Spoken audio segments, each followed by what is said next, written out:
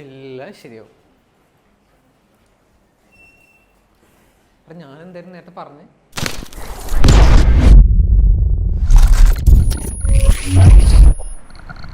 Okay, മലയാള സിനിമയിൽ ഏറ്റവും കൂടുതൽ ഫാൻ ഫോളോയിങ് ഉള്ള ഡയറക്ടേഴ്സിൽ ഒരാളാണ് ലിജോ ജോസ് പെല്ലിശ്ശേരി. അത് മലയാള സിനിമയിൽ മാത്രമായിട്ട് ഒതുങ്ങി കൂടിയിട്ടില്ല. ഇന്ത്യൻ സിനിമ ഒരുപാട് ഫെസ്റ്റിവൽസ്, വേൾഡ് വൈഡ് അത്യാവശ്യം റെക്കഗ്നീഷൻ ഉള്ള ഒരു ഫിലിം മേക്കറാണ് Lijo Jose Pellissery. L J P എന്ന് പറയുമ്പം ജയരാജിൻ്റെ ഒരു ഫോളോവർ എന്നുള്ള രീതിക്ക് എനിക്ക് തോന്നിയിട്ടുള്ളൂ പലപ്പോഴും. ആൾ ഇത് സിനിമകൾ തന്നെയാണ്. അതൊക്കെ കൊണ്ടാണല്ലോ LJP ഇത്ര ഇതായത്. പക്ഷെ അതിൻ്റെ അപ്പുറം ജയരാജ് പണ്ട് ചെയ്തിട്ടുണ്ട്. ജയരാജ് ഇപ്പോഴും ചെയ്തുകൊണ്ടിരിക്കുന്നുണ്ട്. ജയരാജ് ഇനിയും ചെയ്യും. സോഷ്യൽ മീഡിയ കൊണ്ടാണ് LJPക്ക് ഇത്ര ഫോളോയിങ് ഉണ്ടായതും റെക്കഗ്നീഷൻ ഉണ്ടായതും. ആളുടെ ഫെസ്റ്റിവൽ റീച്ചും ആളുടെ ഡയറക്ടർ എന്ന നിലയ്ക്കുള്ള ആളുടെ ഇത്ര ഫോളോയിങ് കൂടാനുള്ള മെയിൻ കാരണം അതൊക്കെ തന്നെയാണ്. പക്ഷേ ജയരാജ് അതിലും കൂടുതൽ ഡിസർവ് ചെയ്തിരുന്നു, അതിലും കൂടുതൽ അറ്റൻഷൻ ഡിസർവ് ചെയ്തിരുന്നു എന്ന് എനിക്ക് ഒരു അഭിപ്രായമുണ്ട്. അത് വേറെ പലർക്കും ഉണ്ടാവാം, കാരണം അതൊരു ട്രൂത്താണ്. ആൾ ചെയ്ത സിനിമകളുടെ ഓരോ ടൈപ്പ് നോക്കിയാലും മതി. ആൾ ചെയ്യാത്ത ഒരു ജോൺറ ഇല്ല, ആൾ ചെയ്യാത്തൊരു ഇമോഷണൽ പരിപാടി ഇല്ല, ആൾ ചെയ്യാത്ത കോമഡി ഇല്ല. ആളുടെ ഫിലിമോഗ്രഫി ഒക്കെ എഴുതിയ ഫോർ ദി പീപ്പിൾ ആളാണ് ചെയ്തത്, ജോണി വാക്കർ ആളാണ് ചെയ്തത്, ഭയാനക ആളാണ് ചെയ്തത്, ഒറ്റാലാണ് ആളാണ് ചെയ്തത്, തിളക്കം ആളാണ് ചെയ്തത്. ഇതിപ്പോൾ ഒരു പടം അനൗൺസും കൂടി ചെയ്തിട്ടുണ്ട്, ശാന്തമീ രാത്രിയിൽ എന്ന് പറഞ്ഞിട്ട്. ആരും കൈവെക്കാത്ത സ്പേസിലൊക്കെ ആൾ കൈവച്ചിട്ടുണ്ട്, ആൾ ഇനിയും കൈവെക്കുന്നുണ്ട്. എപ്പോഴും ഒരു പരീക്ഷണ സിനിമ അല്ലെങ്കിൽ ഒരു ഇൻട്രൊഡക്ഷൻ സെറ്റപ്പ് ചെയ്യുമ്പം LJPക്ക് മാത്രമാണ് അതിനൊരു റീച്ച് ഫെമിലിയാരിറ്റി കിട്ടുന്നുള്ളൂ, നമ്മൾ കൊടുക്കുന്നുള്ളൂ.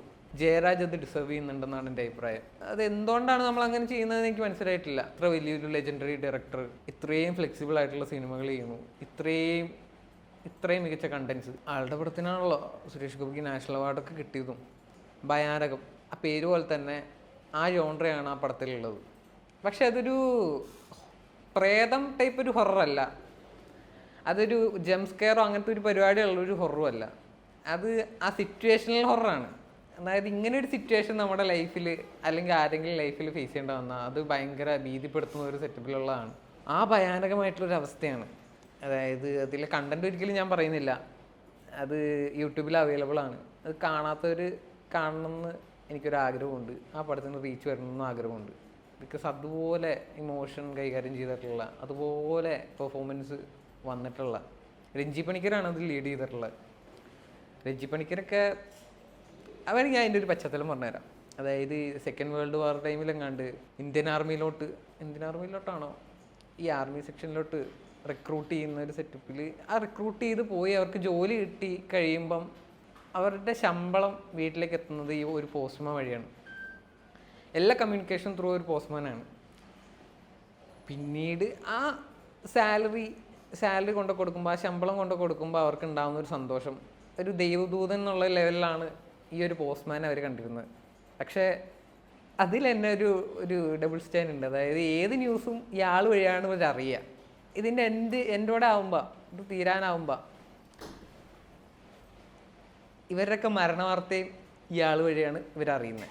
അതായത് തുടക്കത്തിലൊരു ദൈവദൂതൻ ഒരു ദൈവത്തിൻ്റെ സ്ഥാനത്ത് കണ്ടിരുന്ന ആളെ കല്ലെറിഞ്ഞ് ഓടിക്കുന്ന ലെവലിലോട്ട് ഷിഫ്റ്റ് ആകുന്ന ഒരു സംഭവമാണ്. ശരിക്കും അതൊരു ഹൊററാണ്. പറ്റുന്നവർ യൂട്യൂബിലുള്ള ഈ സിനിമയെങ്കിലും ഒന്ന് പോയി കാണാൻ ശ്രമിക്കണം. ഡയറക്റ്റ് ചെയ്തത് ജയരാജാണ് ഡയറക്റ്റ് ചെയ്തത്. നീ കണ്ടിട്ടുണ്ടോ ജയരാജിന്റെ പടങ്ങള്?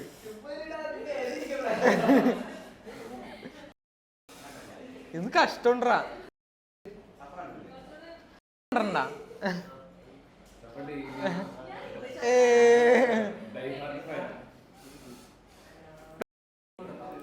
ജയരാജിന്റെ പടങ്ങൾ കണ്ടിട്ടുണ്ടാ?